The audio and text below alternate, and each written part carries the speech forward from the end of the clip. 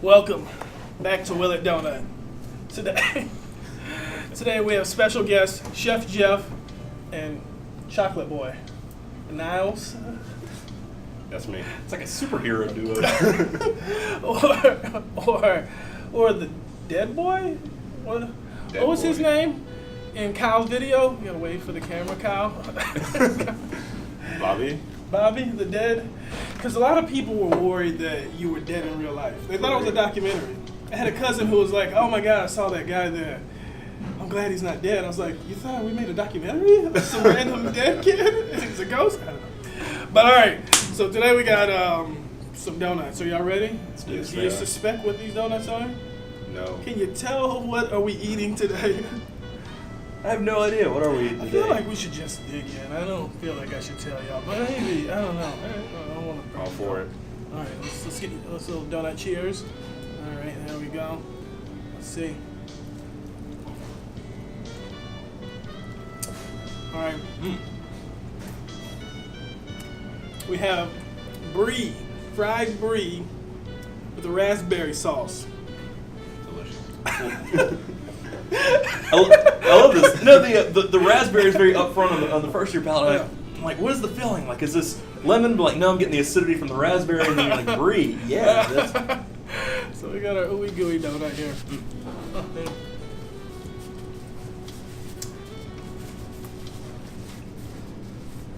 I was not expecting cheese. I was expecting something completely different.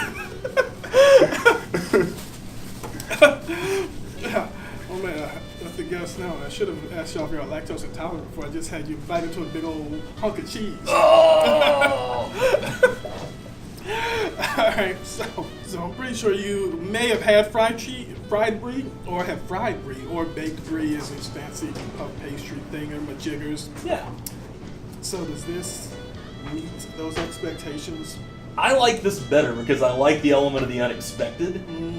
And usually when you see those dishes too, they'll often have bread with them, and it kind of gets a little too bready. The cheese is really the star, and then the cheese, and then the slight sweetness. You picked a great fruit to go with this because it's not too over the top with the sweetness. So it's not like who put cheese in my donut kind of thing.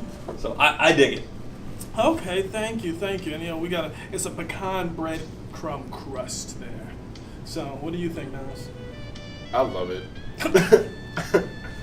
I was caught off guard with the cheese. I didn't know what the topping was either, so I just decided to put it in my mouth. It is a whole mystery dish here, but I think it was good. I think it came out like I wanted it to. The raspberry, there's a little cayenne in the raspberry icing, so it should be a little spicy, but maybe with all that cheese you can't quite grasp it. Go back for another bite. Yeah, you can eat as much or as less as you would like. Throw it in the trash. Say dinner donut.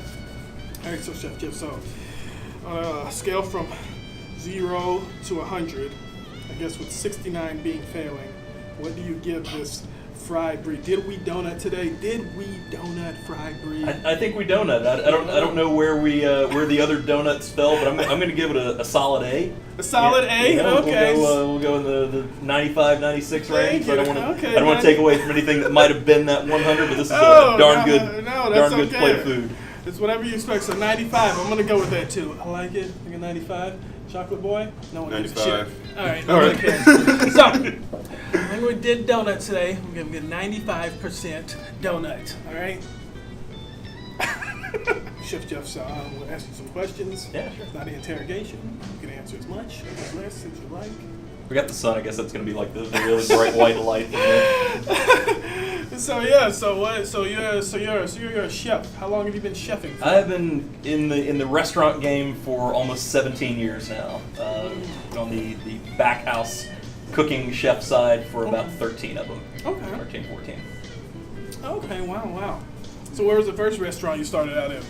So kind of, I guess, just being germane to Atlanta, the first place that I started, that I really got my jump was at South City Kitchen in Midtown. Oh, South City Kitchen. Okay, yeah, I'm a big fan of South City Kitchen. Man, we should have did something some fried chicken donut or something for you. I don't know. Kind of like when you fry so much chicken over there, and it's like that built all of the other restaurants. Not that I ever get tired of it, but I'm glad to see. You didn't have to eat chicken today. Yeah. Okay, well that's cool. So yeah, so how'd you get into, I guess, cooking? Because you said you worked in the front of the house first, and then you worked your way to the back of the house. That was kind of my foot in the door into restaurants because Okay. it's as you know, it's a kind of an apprenticeship program. You have to find someone who's willing to take a chance on you to get your foot in the door for that. But I'm kind of one of the obviously grandma and mom, that kind of starts the love. But then I think I'm one of the first of the generation of chefs who got into it through media. When you see people on TV who were, like Graham Kerr, like the early days of Emeril Lagasse. Oh yeah. Kurt No, Sagan. Well, I guess you could probably say your first generation. Yeah, because I went to culinary school at CIA up there, and that's what you realized a lot. I feel like maybe that time period, because I went there.